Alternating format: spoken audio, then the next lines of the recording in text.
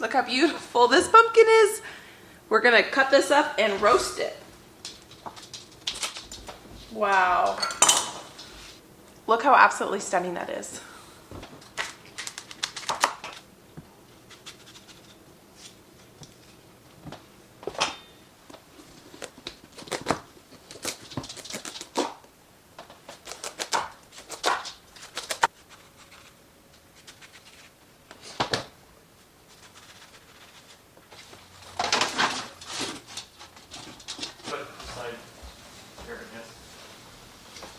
Hey friends, welcome back to Acre Homestead. My name is Becky. It is steamy in here.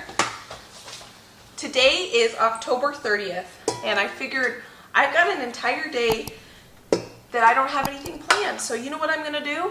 I'm gonna prep for Thanksgiving. There are a few things that we can do now, even though it's, Thanksgiving is almost a month away. What we're going to do today is we are going to make some pumpkin pies that we're going to get ready and throw in the freezer so that when it comes to Thanksgiving, we don't have to worry about pumpkin pie. We are also going to do that with some apple pies. I'm going to show you how to make an apple pie, get it ready for the freezer so that whenever you want an apple pie, it'll be ready. We are also going to make some rolls, and not everyone necessarily wants to make homemade rolls on Thanksgiving. So one way to alleviate some of that stress is to make them up ahead of time and get them in the freezer so that as soon as you want to make them, all you have to do is pull them out and thaw them and they'll be ready to go into the oven. We also are going to make up some cranberry sauce. Cranberry sauce is basically a jam and it lasts a really long time and it is super easy to make.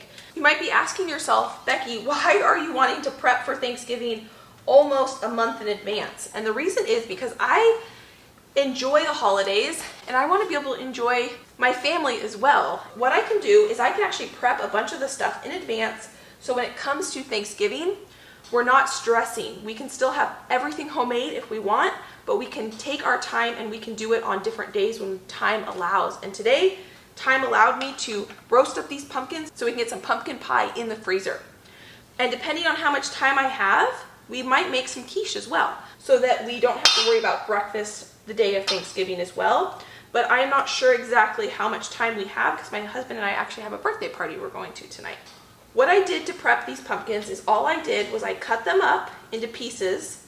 I preheated the oven to 425 degrees and I roasted them for about 2 hours. I like to put them cut side up so that they steam, so that the moisture is actually coming out of the pumpkin. I didn't want them to collect all their moisture and make for a runnier pumpkin puree. I want a thicker pumpkin puree. So I'm just taking a spoon and I'm scraping all this yummy flesh out. And there is a lot of liquid in this roaster. Can you see that? We don't actually want that in our pumpkin pie because that will just make a runnier pumpkin pie. I have 4 different types of winter squash here. You can make pumpkin pie basically almost out of any winter squash that's nice and rich. My favorite winter squash that I have, the texture that I seem to like the most, is my sweet meat. It's a blue pumpkin, but the flesh is the most orange out of any of the pumpkins I've roasted up today. I also have a sugar pie pumpkin, which is a small little pumpkin, and then I had a couple Cinderella pumpkins that I roasted up. Cinderella pumpkins you can get at any grocery store at this time. They're one of those flat pumpkins that people like to decorate their front porches with. So the holidays can be kind of stressful. And one way to make them less stressful is to prep things in advance so you can spend more time with your friends and family. So what I'm going to do now is I'm going to prep up some onions, and this is some broccoli from the garden. My eyes are watering. So that I can make up a breakfast casserole, and I'm going to throw that in the freezer so that when it comes time for breakfast on the holiday morning, we can just pop it right in the freezer and we don't have to worry about breakfast at all. So I want to get this on the stove and cooking before we start rolling out all the pie pastry for the pumpkin pie and apple pie. We're also going to get the cranberry sauce going, so that's going to be cooking while we get other things done. So here I just have a little bit of olive oil. I got my stove on and we're going to put the onions in here and we're going to let these cook down. Then once these are nice and caramelized, we'll add the broccoli. I'm going to add just a little bit of salt here to get the onions starting to sweat. You guys know my favorite salt was pink Himalayan salt. I've started to dive into the world of researching salt, And sea salt, there are microplastics in sea salt because there's so many microplastics in the sea. So the healthiest salt for you is the salt that's mined, like a pink Himalayan salt or a Redmond's real salt, because they're actually mined from the ground, because those salt deposits happened well before plastic was invented. And the way that the workers are treated in the pink Himalayan salt industry is not super great. So Redmond real salt is now my favorite salt. It's mined in Utah, it's local, it doesn't have to be shipped overseas. I'm gonna link them down in the description box if you're interested in checking them out.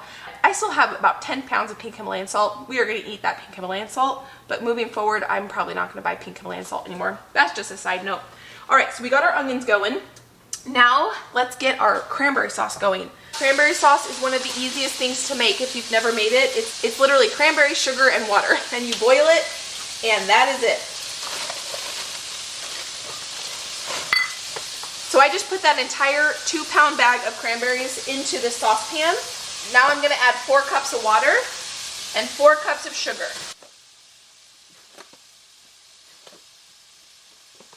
Once that comes to a boil, we're gonna let it boil for about 10 minutes.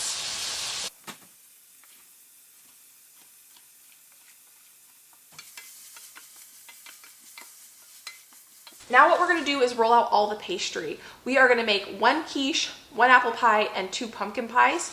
While I'm waiting for this to cool just a little bit, this is our pumpkin puree.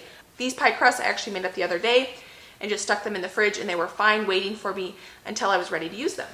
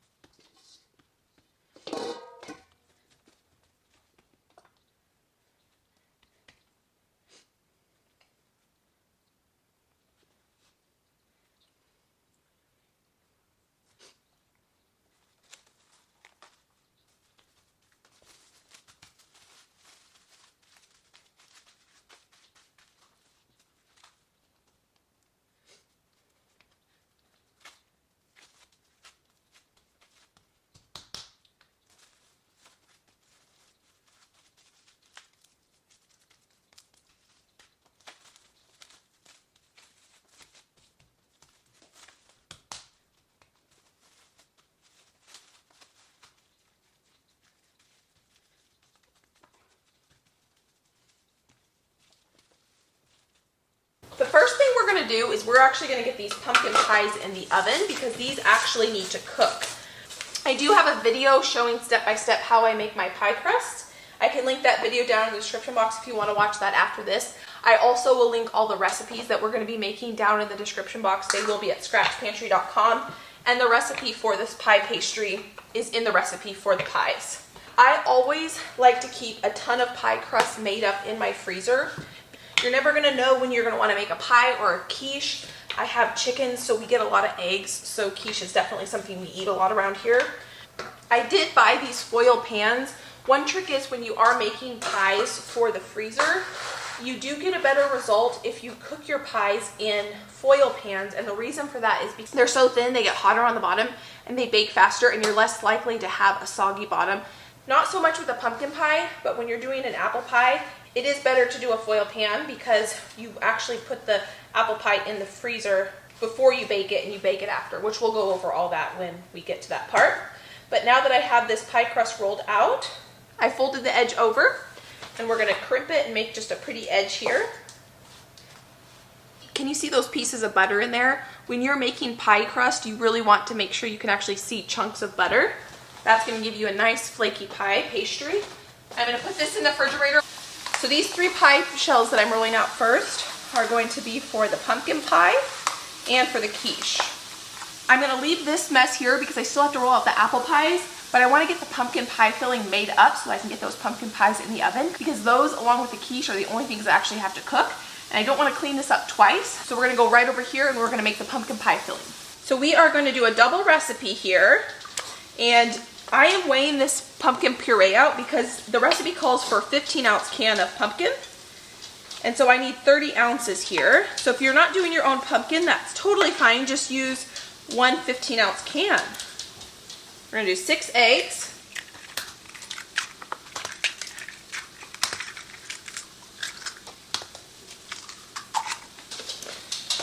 One of the really cool things about this pumpkin pie recipe is it uses brown sugar instead of white sugar, and it uses heavy cream instead of milk.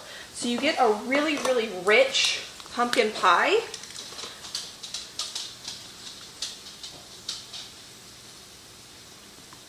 This is heavy cream here. This is milk. Tapioca starch or cornstarch, whatever you have. Pumpkin pie spice. This is called a Danish whisk. I had mentioned in one of my videos that I wanted to get one, and 3 of you guys sent me a Danish whisk. So thank you so much. I am honored that you would send me something, and this is the first time I'm going to use one. So let me show you how it works. I can't wait. I'm excited to see how this works. I'm loving it so far. Oh my gosh, this is amazing.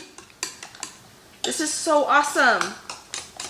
Thank you so very much. So I'm going to get this very well blended.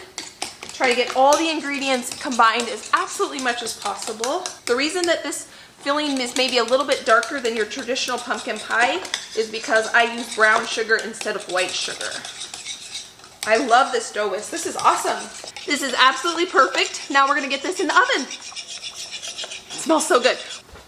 So I do like to recycle my foil. When I do a freezer meal and I use foil and I wrap it 2 times around a meal, I take that outer layer and actually save it, and I put it on this cookie sheet so that if any overflow of the pie happens, it'll come on here and on the bottom of my oven. So the way I like to put my pumpkin pies in the oven is I actually put the pie shells in the oven first, and then I pour the pie filling right in the oven, and that way I have less likelihood of spilling.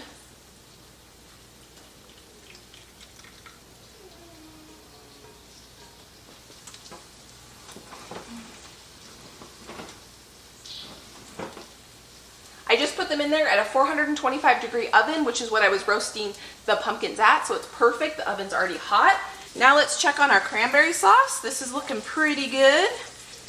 Onions smell divine. We are trying to caramelize these onions. I want quite a bit of color on these onions before we put them in the quiche. Now we're going to get going on the apple pie while we wait for the quiche filling to cook.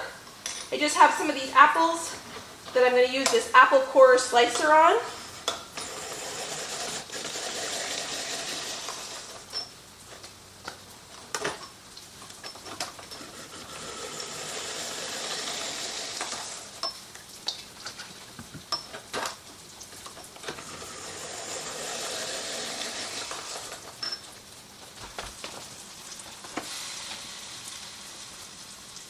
All right, so this is boiling now. This is gonna boil for 10 minutes. The cool thing about when you make your own cranberry sauce is you don't need to use any pectin or anything. There's so much pectin in cranberries. You just have to let it boil and that will thicken itself. This is looking really good. That's beautiful color on these onions. They smell incredible. I'm gonna get this broccoli in here, and I'm gonna let that broccoli cook down a little bit, and then we'll assemble the quiche as soon as this is ready. I'm going to turn this down so it doesn't boil over and burn while I finish up the apples.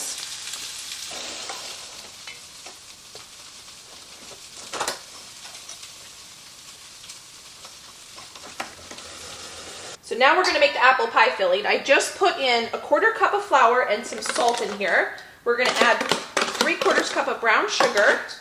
I use pumpkin pie spice because it has all the ingredients, so I'm going to put 1 tablespoon of pumpkin pie spice.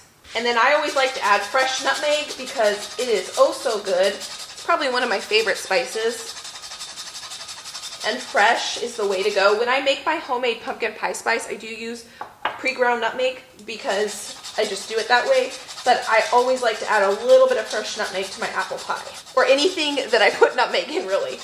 I probably am putting about 1/3 of 1 whole nutmeg in there. And then I just take my hands and I fluff it. So I don't want to break the apples up any more than they already are. But I do want to make sure I get all the ingredients mixed in really well.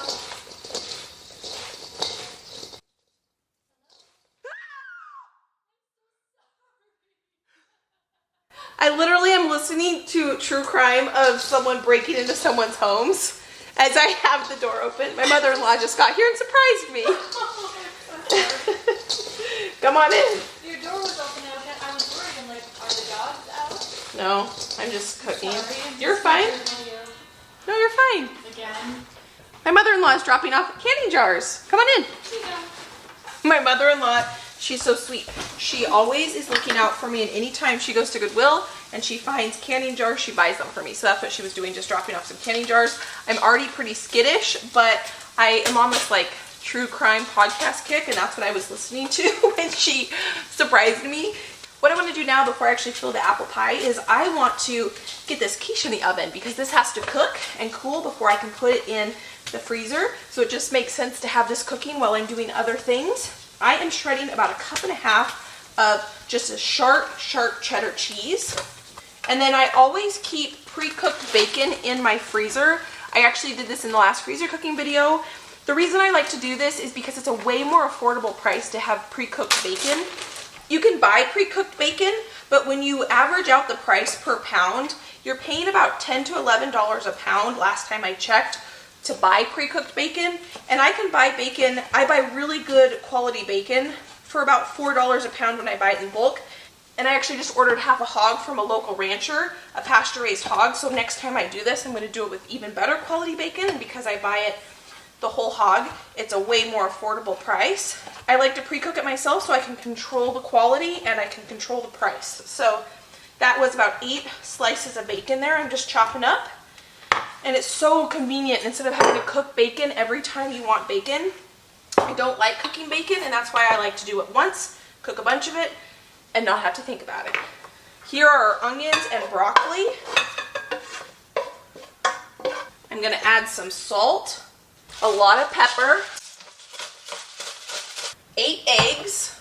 My eggs are on the counter because I have chickens, and when you have your own eggs and you don't wash your eggs, they are shelf stable. I'm gonna add 1 cup of whole milk.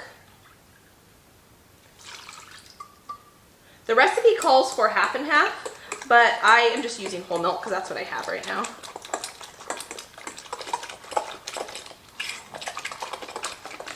We have our quiche pie crust here.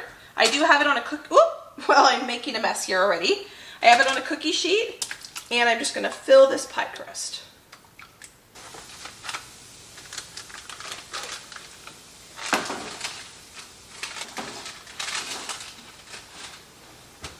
Because I added that broccoli, not all of this mixture fit into the pie crust. So just note that if you're gonna add extra ingredients, it's not all gonna fit. So I'm not gonna have this go to waste. I'll just cook this up for breakfast for tomorrow. But if you want it to all fit, don't add extra ingredients, okay? I have a hard time following the recipe. So let's move on and get this jarred up and canned up. This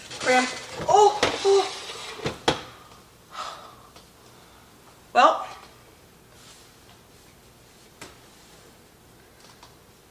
I just spilled and made a huge mess. I don't know how I spilled that. I decided I'm going to go ahead and can up that cranberry sauce. So I just got the canner on the stove.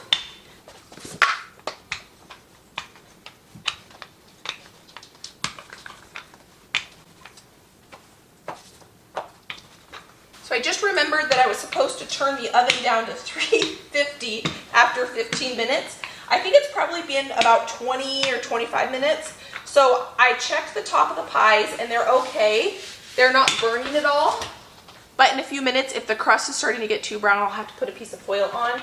But just remember to set a timer. I'm so bad about setting timers. I don't know why. I just don't like setting timers. I have no idea why. But sometimes I forget then to do things because I don't have a timer going, especially when I have so many things going on in the kitchen like I do now. So definitely if you're baking, I would recommend you set a timer. So now I have my 2 pie crusts. One thing to note, when you are using these disposable ones, they seem smaller to me. Like they don't fit quite as much. Typically when I make pies in my pie shells that are glass or ceramic, they're a deeper dish. And so I can fill a lot more in it. I think that's why I didn't get 100% of the quiche filling. Now I did add broccoli and the recipe doesn't call for broccoli, but I also think that these pie shells are a little bit smaller than I typically use.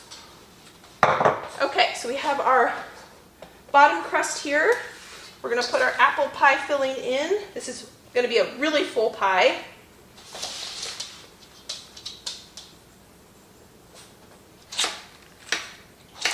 Kind of the same thing with this apple pie filling. I couldn't get all those apples in there, and if I was to use one of my Pyrex pie pans, I would have been able to get all those apples in there.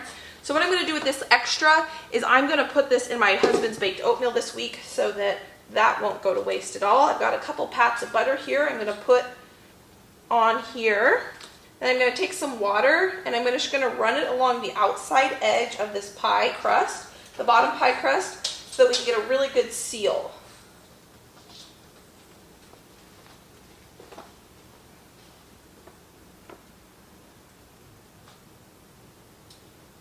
Now I'm going to take my scissors and I'm going to cut around, leaving about an inch from the edge.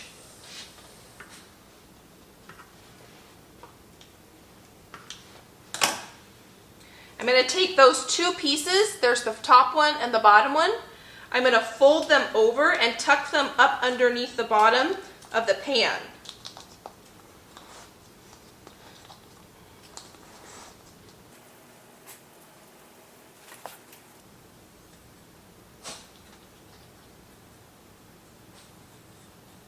When you're making an apple pie for the freezer, as soon as you have that pie filling in there and you have it wrapped up ready like this, you want to get 2 layers of saran wrap on it, and you want to get it into the freezer as soon as possible so that the bottom crust doesn't get soggy.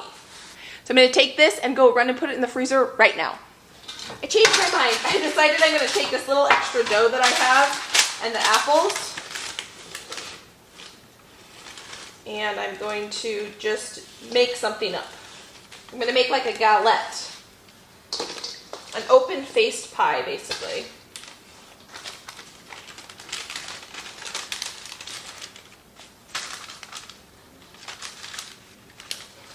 Like this.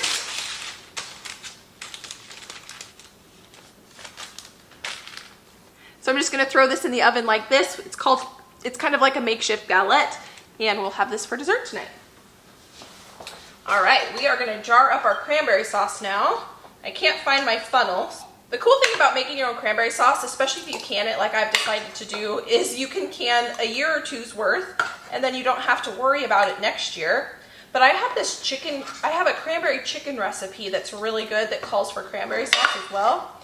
And so I'm kind of glad to have a little extra here, because this is probably gonna be way more than we need just for Thanksgiving.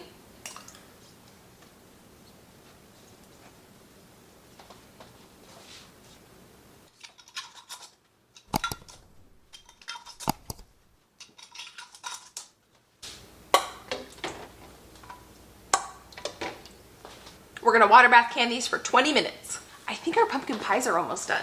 I just got everything out to make the rolls, but I wanna check the pies first. Yeah, they're done.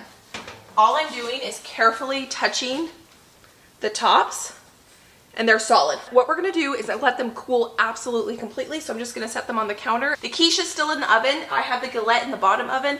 Those probably have another 30 to 40 minutes left, so we'll get the rolls going now.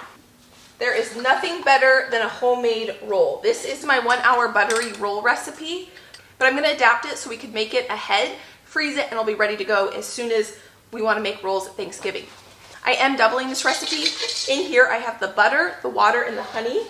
Normally when you make this recipe, you wanna warm up your milk and your water so that it gets the yeast active, but because we're gonna freeze this and we're gonna have it rise after it comes out of the freezer, we're actually gonna work with cold ingredients. The only thing I warmed up was the honey and the butter just to melt it. We're gonna add 2 tablespoons of yeast. I'm using my other dough whisk for this recipe. I'm just mixing this in to let the yeast dissolve just a little bit before we add the flour. All right, I let this dissolve for about 5 or 10 minutes or so. I just started cleaning up a little bit. And now I'm gonna start adding the flour. We are gonna add between 7 and 8 cups. I'm gonna start with 3. These Danish dough hooks are designed to work with dough, and I really want to get into sourdough. I'm starting that journey. I've got 2 starters that I'm feeding. I don't know how well it's going.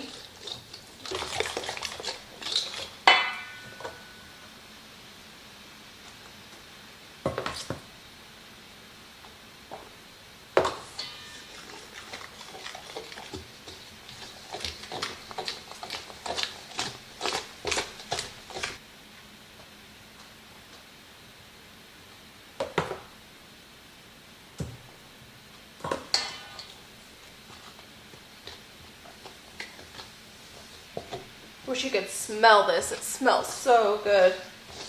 It's the honey in there.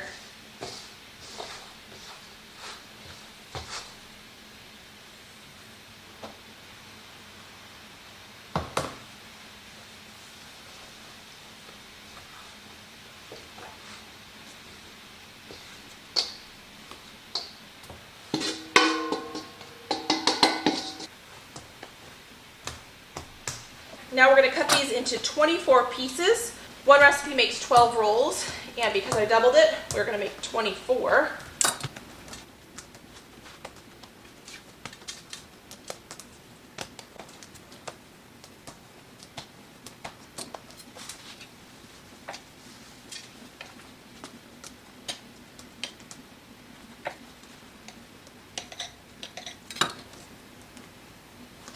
All right, so we have our 24 rolls. Wait, 2, 4, 6, 8, 10, 12.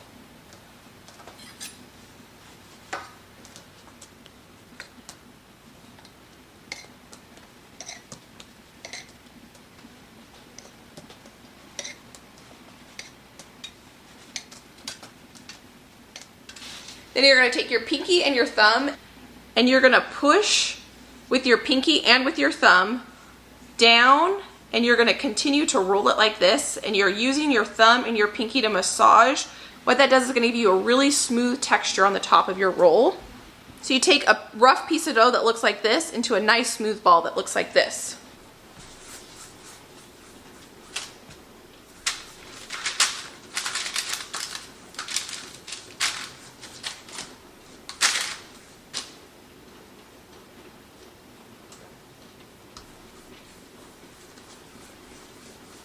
I'm going to put a piece of saran wrap on these, and these are going to go in the freezer right away. I want to get them cooled down. I don't want them to start to rise at all.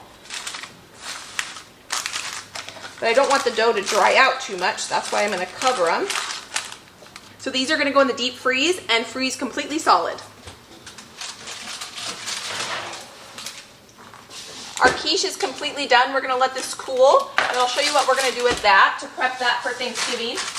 And then our apple galette is done. We're going to let this cool as well. Our cranberry sauce has been water bath canning for 15 minutes, so I turned the stove off. I'm going to let the temperature come down a little bit, and then I'll take the cranberry sauce out of the canner. I'm going to take just some fig jam, and I'm going to brush this on the outsides. And I'm going to brush this on the outside of the pastry. I'm doing this because I want it to look shiny. I didn't put an egg wash or anything on it. This is not for taste or anything. This is just so it looks nice and pretty.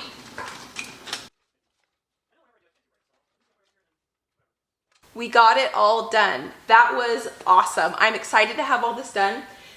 The written recipes for all of what we made today are going to be at scratchpantry.com, along with how to freeze, thaw, and cook or reheat what we made today. I am going to go through right now how to do it, but don't worry about remembering it if you don't want. You can find it at scratchpantry.com.